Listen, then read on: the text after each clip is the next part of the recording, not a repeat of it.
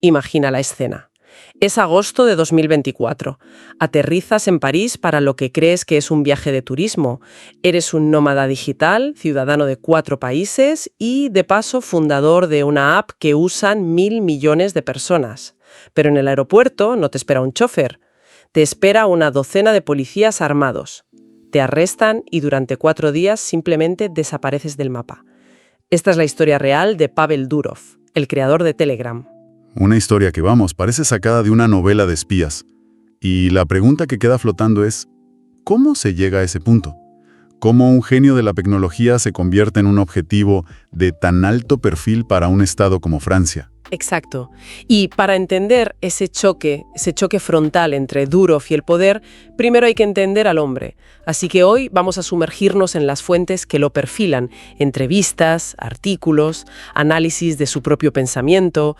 Nuestra misión es descifrar su filosofía, su estrategia empresarial que rompe todos los moldes y, cómo esa combinación lo puso en un curso de colisión que, visto ahora, parece que era inevitable.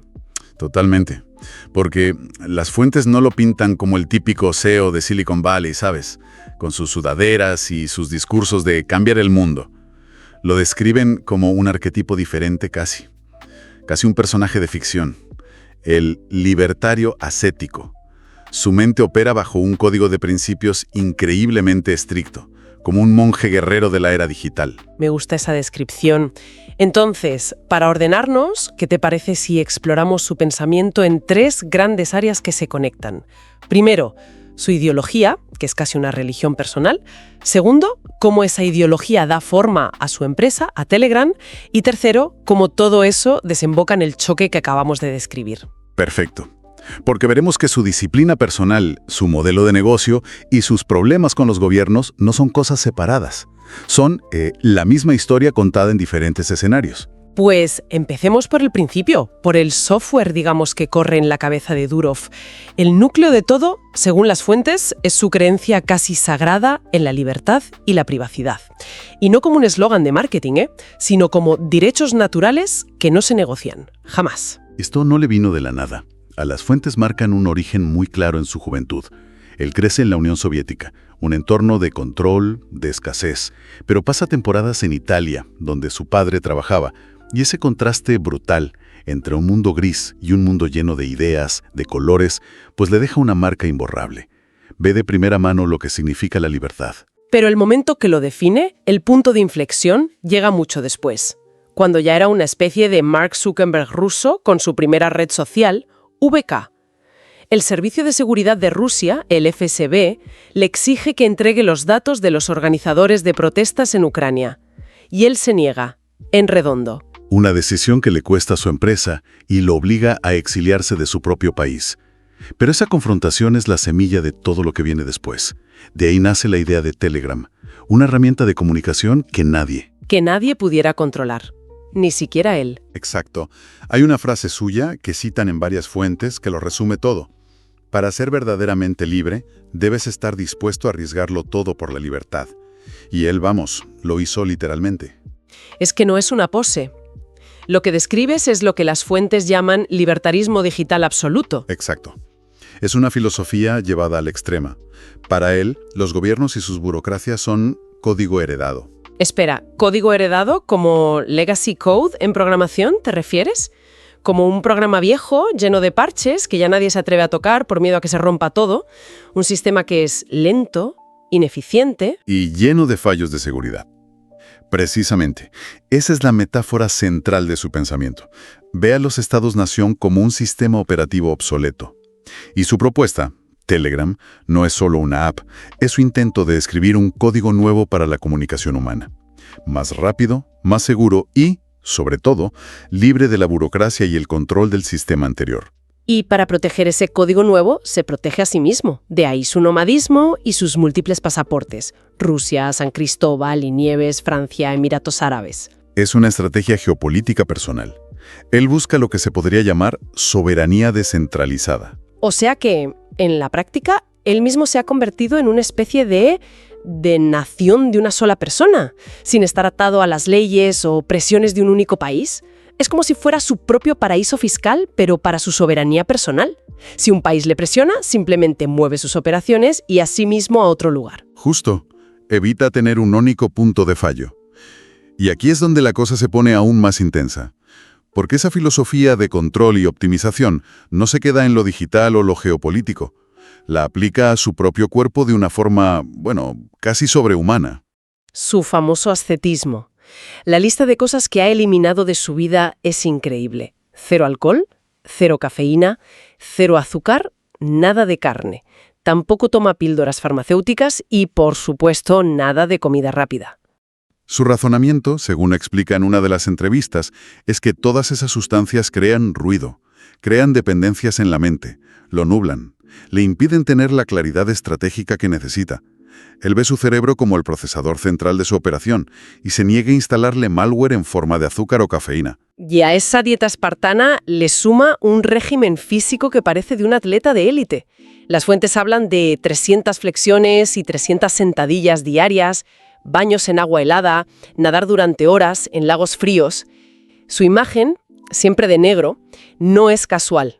Proyecta un mensaje de autocontrol absoluto, es una declaración de poder. Es un estoicismo moderno, sí, llevado al siglo XXI. Su cuerpo y su mente son el hardware que tiene que estar perfectamente optimizado para ejecutar su misión. La autodisciplina no es un hobby, es el músculo principal que entrena cada día. Y esto nos lleva a una de sus prácticas más llamativas y contraintuitivas para ser un CEO tecnológico. Que apenas usa un teléfono móvil. Es una locura. ¿Cómo diriges una de las plataformas de comunicación más grandes del mundo sin estar pegado a un teléfono? Él lo ve justo al revés. Considera que el smartphone es un dispositivo de distracción masiva. Una herramienta que permite que otras personas, y sobre todo otros algoritmos, definan tu agenda y roben tu atención. Su objetivo es mantener un estado de enfoque mental puro, casi de meditación, para poder tomar las grandes decisiones sin el ruido del día a día. Entiendo. Pero claro, una cosa es aplicarse esa disciplina a uno mismo, ser un monje CEO, y otra muy distinta es construir una empresa global con esa misma mentalidad. Porque lo que revelan las fuentes sobre cómo funciona Telegram por dentro es, si cabe, más radical que su dieta. Aquí es donde su filosofía personal choca de frente con todo lo que sabemos de Silicon Valley. Piensa en Meta o Google, que son como ejércitos con decenas, incluso cientos de miles de empleados. Telegram, con cerca de 1.000 millones de usuarios, opera con un equipo central que las fuentes sitúan en torno a los 40 ingenieros. A ver, un momento. 40. 4, 0. Para 1.000 millones de usuarios. Eso suena a que es un error tipográfico, a que es imposible.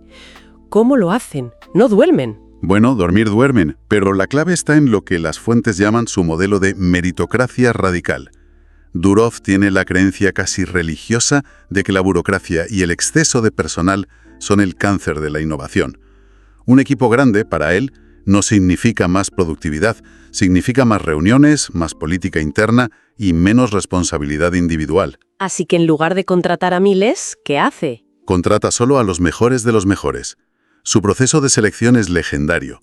Busca ganadores de Olimpiadas Mundiales de Programación, gente que está en el 0,01% superior de su campo.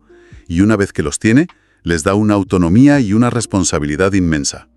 No hay capas y capas de managers. Son pequeños equipos de élite que trabajan directamente sobre el producto. O sea que al mantener el equipo artificialmente pequeño, se obliga a sí mismo y a su gente a encontrar las soluciones más eficientes, las más automatizadas posibles.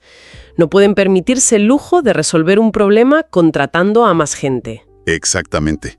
Se fuerza la brillantez. Esto hace que el sistema sea increíblemente escalable y resiliente. Y tiene otra ventaja desde su punto de vista, digamos, paranoico de la seguridad. Con menos gente, hay menos vectores de ataque humanos, menos empleados que puedan ser sobornados o presionados por un gobierno.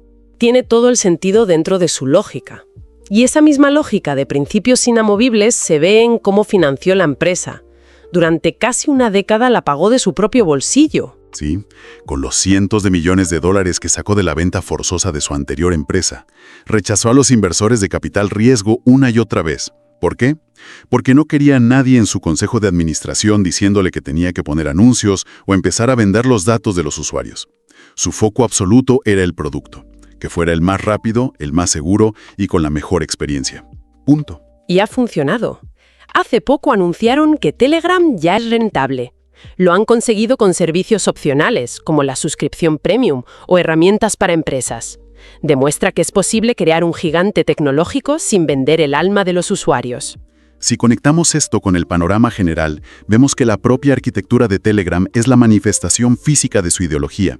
No es solo una app, es un manifiesto político hecho con código. ¿A qué te refieres con la arquitectura? ¿Cómo está construida por dentro?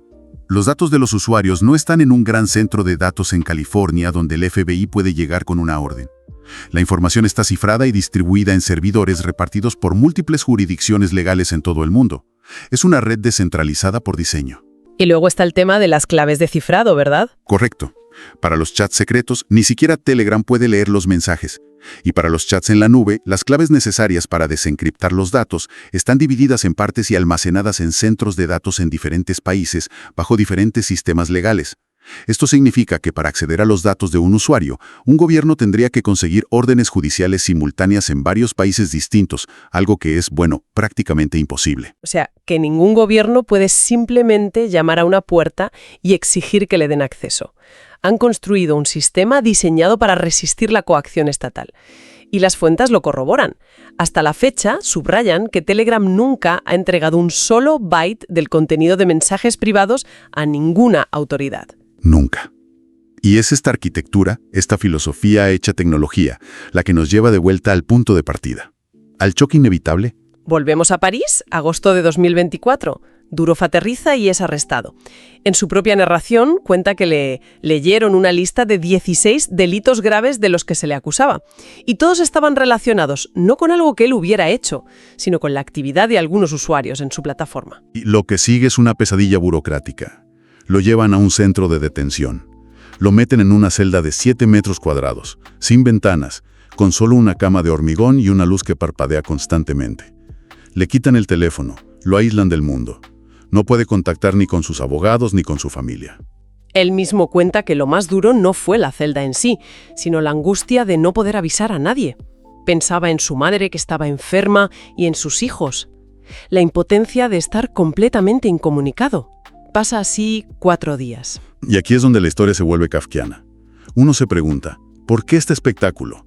¿Por qué arrestar de forma tan pública una figura de este calibre? Según la versión de Durov, lo más absurdo es que las autoridades francesas nunca usaron los canales oficiales para solicitar información. ¿Qué canales son esos? Existe una ley europea, la Ley de Servicios Digitales, que establece un procedimiento legal claro para que las autoridades soliciten datos. Es un proceso que, según Durov, otros países europeos como Alemania o Italia usaban con éxito con Telegram para casos de terrorismo, y la empresa colaboraba, pero Francia supuestamente nunca lo intentó. Es muy extraño. Si el objetivo era obtener información, ¿por qué no usar la vía legal que ya funcionaba? Exacto. Y si a eso le sumas que la oficina de Durov en Dubái está, irónicamente, en el mismo edificio que el consulado francés, la idea de que no podían contactarlo, pues se cae por su propio peso. Todo apunta a que el arresto no fue un procedimiento estándar, sino una táctica de presión. Un acto de intimidación a plena luz del día. Una forma de mandarle un mensaje. No eres intocable. Y el mensaje le hiela. Tras su liberación bajo fianza, le imponen restricciones de viaje. Se queda atrapado en Francia durante meses. Y las fuentes describen este periodo como un punto de inflexión para él.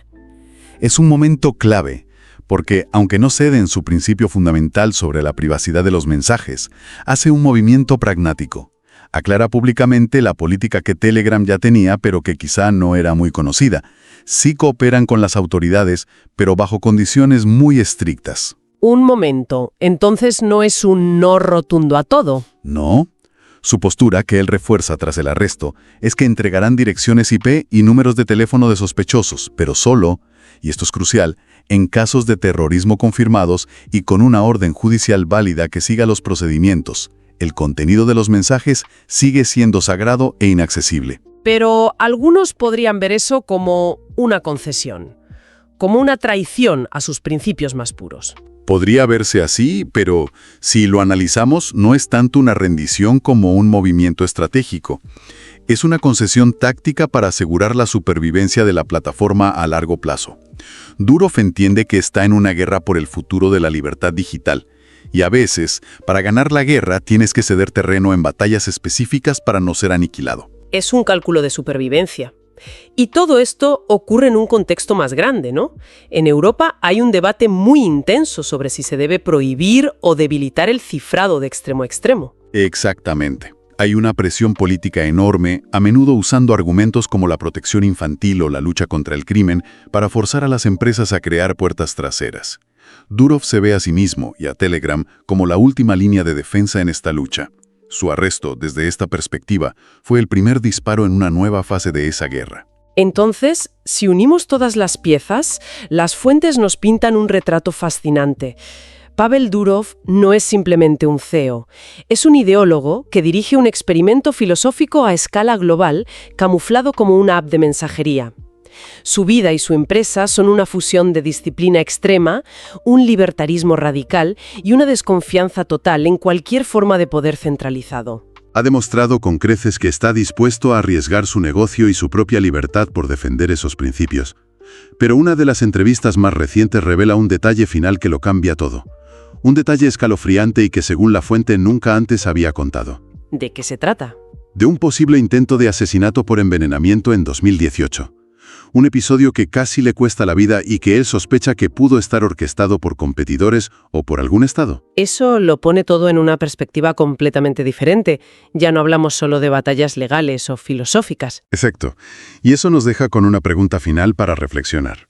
Si Pavel Durov cree que las amenazas a las que se enfrenta no son solo legales o financieras, sino existenciales, si cree que hay fuerzas que literalmente quieren eliminarlo del tablero, ¿cómo moldea eso su estrategia futuro?